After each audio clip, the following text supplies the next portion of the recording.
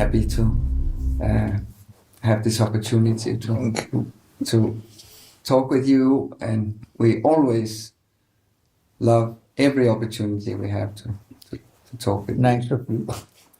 And so we have read your book, your books, but particularly the first one, or the biography. We've read it so many times, and especially the last chapter, where you were transported into the inner planes. Try to. Where you were going into the inner planes, and you were meeting the Guru and Maheshwanath. And so we have questions mostly around that particular chapter. Sure. So that was in Kailash. Yes. To start with Kailash, if you can say still something a little more about Kailash, because you say it's a seat of Shiva, but it's also sacred to other traditions, Buddhism and Jainism. So it seems like, what is the true essence? Is it like a mountain is like a body of some godly being? And tell something about the spiritual significance still. And relevant for the yogis. The peak, which we call the Kailash, is very ancient. It's much older than the surrounding mountains, actually. And the lake, the Manasarovar, in front of it is also very, very old. The Bonpos, the Bonpos are the original shamanic practices in Tibet, even before Buddhism came.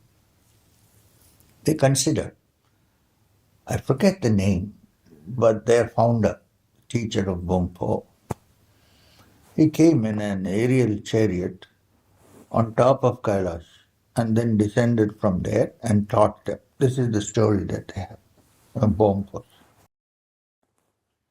Now the Buddhists say that it's a seat of Avalokiteshvara. I have a feeling that the Buddhists took up the sacredness of the mountain and decided that we have Avalokiteshvara there. Avalokiteshvara is a white-colored manifestation of the Bodhisattva. The Hindus believe that it is the seat of Shiva, Kailash. Even though Banaras is the seat in the plains, the Kailash is supposed to be the original seat of Shiva. Now, I don't really understand exactly what it is, but from Maheshwanath Babaji, my master, he said that they probably all are referring to the same being who came there and came down and taught. So, as I see it, it's probably once upon a time, may not be now, a touching point for beings from other realms to come to this world and teach. Is it like a group of beings, you think, or like a one? I think it happened once. Whether it is happening now, I cannot tell you. But it seems to have happened in prehistory at some point. But if you go to Manasarovar, there is a phenomenon in the night. There are some kind of lights coming down and going up, coming down and going up. Now, if they're comets, they should come down and not go up. Yeah. They should fall. But this is, if you sit for about an hour and a half, waiting patiently, you will see some lights coming and going. They're not like the lights in Alaska. Not that. So I've seen that. So I personally thought it must be some kind of chemical thing happening. So when I asked Babaji, he told me, Maheshwanath Babaji, that these are signs of beings coming and going and blessing the area. Which is why from time immemorial, it has become a place of pilgrimage for people because of the influence. But now I fear, after it is under Chinese territory, they have tried to go inside and see what's happening, or what is there, and they have not been able to really penetrate. So they are still wondering what is going on here. They're not sure. From my understanding, inside the Kailash mountain also there are some caves and caverns where people meditated at some point. And still, maybe? Still, maybe. I can't say right now. Perhaps there are. But I cannot say with definiteness that there are somebody. But from my understanding, yes, it was a place for people to meditate at one time. And people still, many of them don't know how to even enter into that. But it is nicely hidden away, nicely, beautiful. So this much I know. And I also know that when you meditate near Kailash, not on Kailash, we can't go up there, but even in the Parikrama area, or in Manasarovar, like, definitely the meditation feeling is quite different from when you meditate somewhere else. So it would be very beneficial to go there. Very. Unfortunately, the Chinese are not, immigration is not allowing people to go there now. Oh, really? Yes, they have stopped. Oh. After the last war between the border forces, Yes. they have completely stopped the way to Kailash. Yes. Now, the India government has made a nice road now, which is almost near Manasarovar. But beyond that you cannot go because the immigration is just there. Yes. Do you see the Kailash from there? You can. Yeah. You can, but you can't do parikrama because you have to cross. Yeah. And the immigration desk belongs to the Chinese. Yeah. Even if you have like you are not an Indian, you have a visa for China, mainland China, you cannot go to Kailash. You have to take a special visa for going to Kailash. If you have a visa in your passport for China and say that I have, the immigration will take it, stamp it, cancel it and say, go. I know because my friend Hans from Aachen came with me when I went to Kailash. Okay. Yes. He had a passport with a permit, with a visa. I said no. So they gave a special permit for him to go and come back. So in one day you're back. Wow. Wow.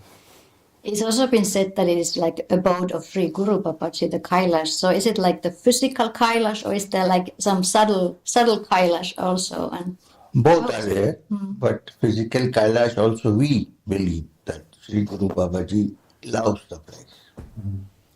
loves Loves the the place. place, yeah. I have had a vision of him there. Yes. It's not really a vision, but much more real than a vision.